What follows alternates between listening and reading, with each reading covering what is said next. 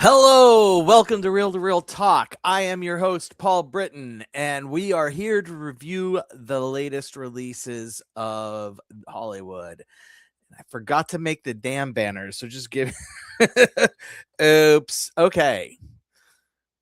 So that's what's going live's going to do to you sometimes. So first, we're going to do Supergirl, and the other movie we're going to do is Jackass. Uh Last and best, but first we're going to do Supergirl, and not because we're saving the best for last, but Jackass is called last and best, so it just feels appropriate. But Supergirl, obviously Millie Alcock gets her own movie. It it's is it the second in the sort of fully controlled James Gunnification of the DC universe, where you could say, well, Flash was the first one, but it really wasn't. I mean, it was already in the works and being made when James Gunn came on board, and it was terrible. But but James Gunn made the Superman movie that was really good. Let's just be fair about it. It was a really good Superman movie.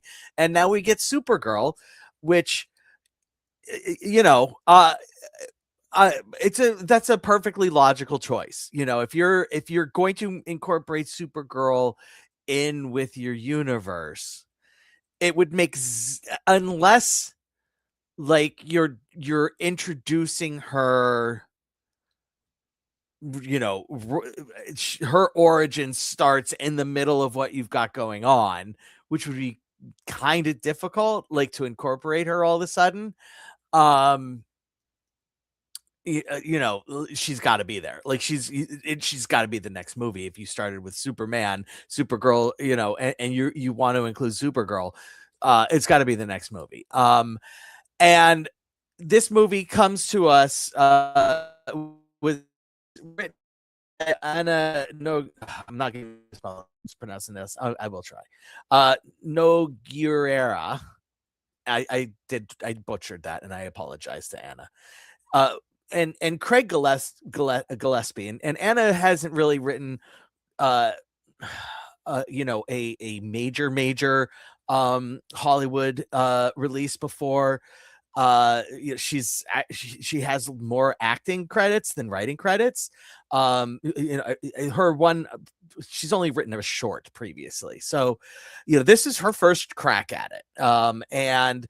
But for Gillespie, this is a guy who is a steady hand. He's made movies before. He directed Lars and the Real Girl, which is a really fantastic movie.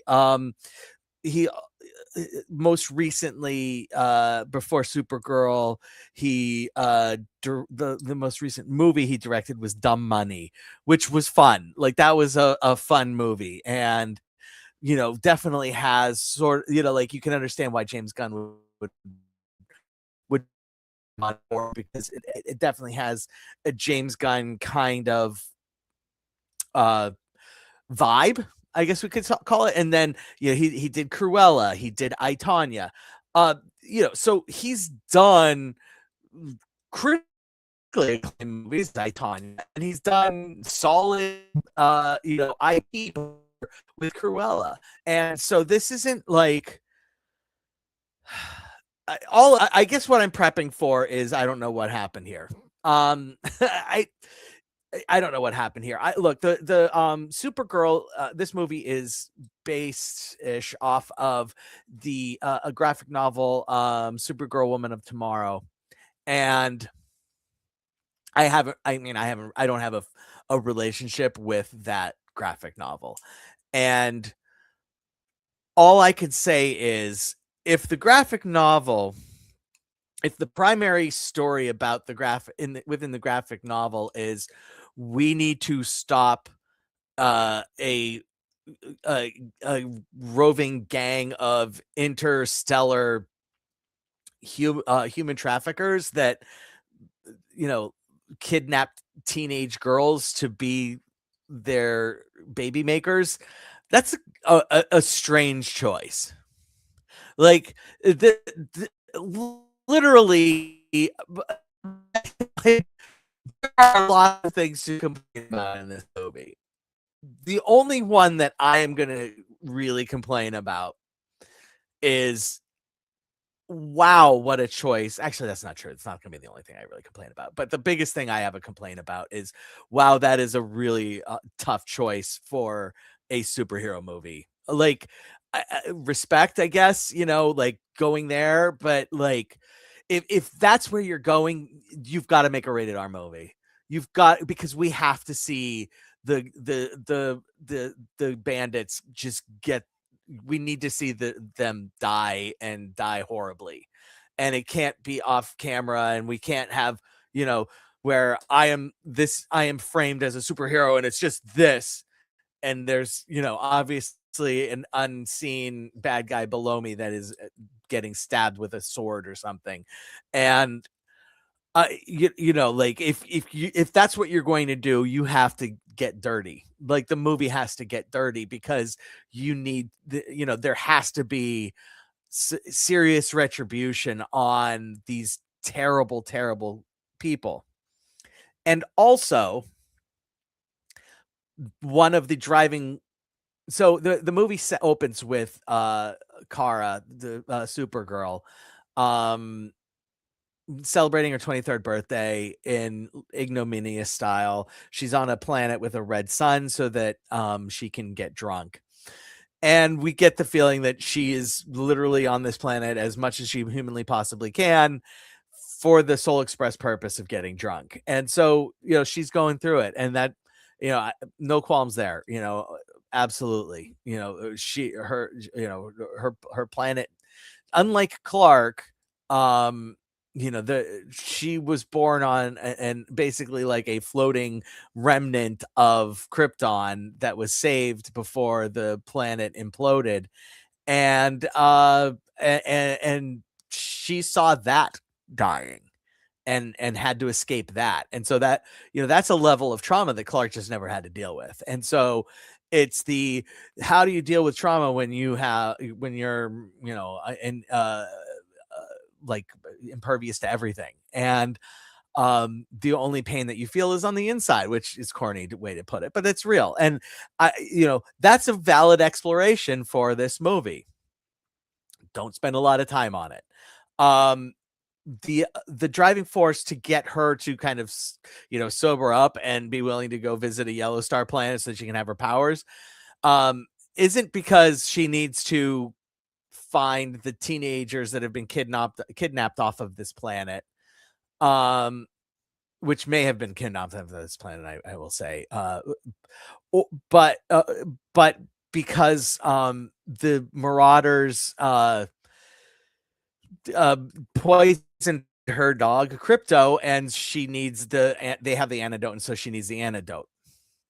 Which, if you just make them Marauders and just make them, bad guys who kill people that they shouldn't be killing, and steal things that they shouldn't be stealing, great.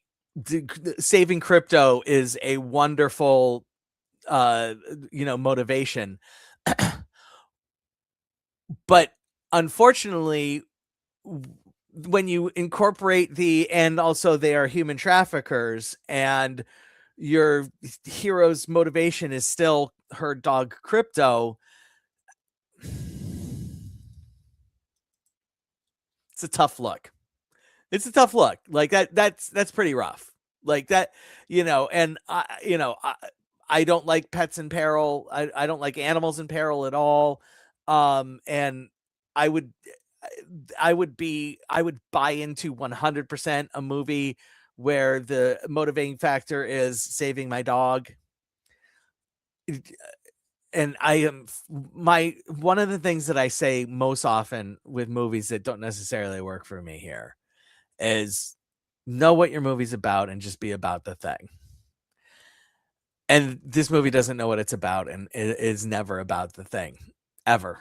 It's just never. It just never commits. They introduced Lobo, which apparently is a big character in the DC comic universe, which I'm not familiar with at all. And I was an Avengers guy, and or not Avengers, but Avengers certainly, but I was a Marvel guy. And I mean, it, he is introduced literally just to introduce Lobo, and he takes away from the movie. Like, he doesn't add anything unless you're a Lobo fan. But if the movie's about Supergirl, he takes away from the Supergirl storyline and makes it seem like this, impervious person needs to be saved by him. And there's a teenage girl from her home Red Star planet that where the Marauders have killed her family, and she is trying to get revenge on them. And so her and Supergirl team up out of as a matter of convenience, and they find the Marauders and on this faraway planet that was just suffered a major nuclear war. And that's the planet that the Marauders are stealing teenage girls from. And it's really dark.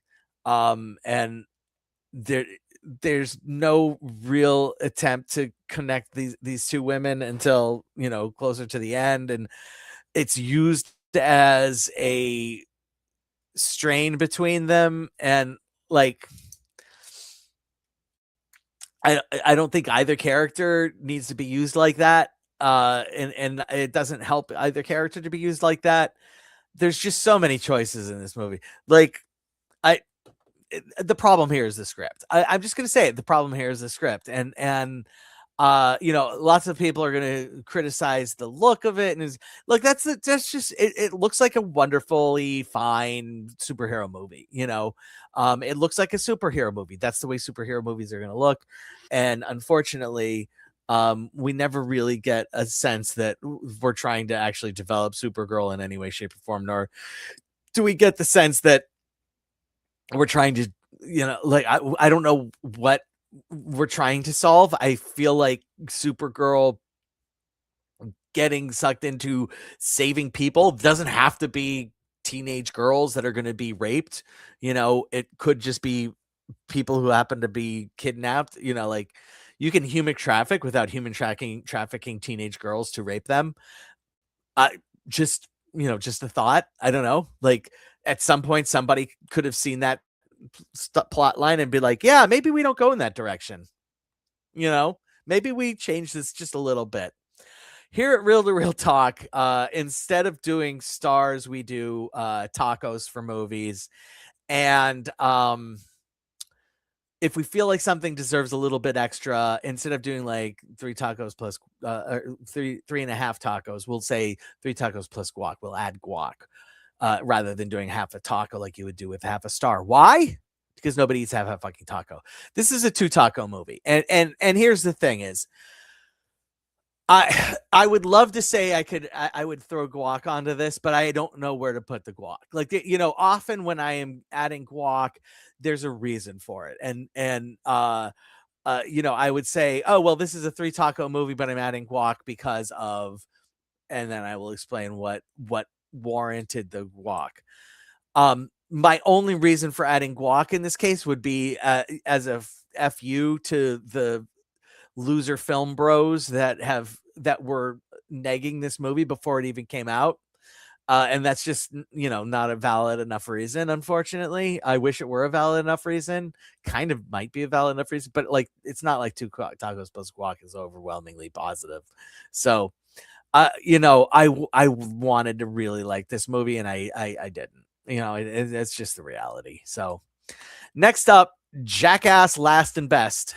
This is the last Jackass movie. And so here's the thing is, if you've ever seen a Jackass movie before, it's not a movie. It's a clip show. And that's okay. That for Jackass, that's fine. There's nothing that strings this together as a film. It is just like, it just happens to be playing in a theater for 90 minutes, and you can watch it with other people that you don't know. Which, by the way, I suggest for this movie. When Jackass was on MTV, I looked it up. I was surprised there was only 23 episodes. That's kind of a little shocking to me. But when Jackass was on MTV, it wasn't something that I had to watch. I was there watching every episode as they came out. Definitely not. But also, if it happened to be on, I would watch it. And there would be things that I would really thoroughly enjoy. Um, it's because look, I'm a human being, and watching people get hit in the nuts can be funny. Notice I said can be. Uh, th- and this in this installment, because what they are doing with their last one, they also, when they say last, it's the last, and when they say best, they are bringing back some of their favorite bits and re-airing them. And also, I would say one of the most interesting parts for me was getting to see things that didn't make it onto the show. Things that have never been seen before because the show said, no, we can't do that. And that was super fun. I liked that. Yeah, I mean, you just look. Do you like Jackass? Yes, great. You're gonna like this movie. Do you like Jackass? Nah. Okay, no reason to see this. I give them kudos for one thing, and that is there is a moment in the movie where Johnny Knoxville becomes introspective and retrospective on the the heft and the meaning of this being the last movie, and he has a genuinely emotional response. It's so genuine, and it is super gratifying to see, and it's just a wonderful heartfelt moment. And so if you have any relationship with this series at all, I do highly recommend seeing this. It's um I I'm gonna give it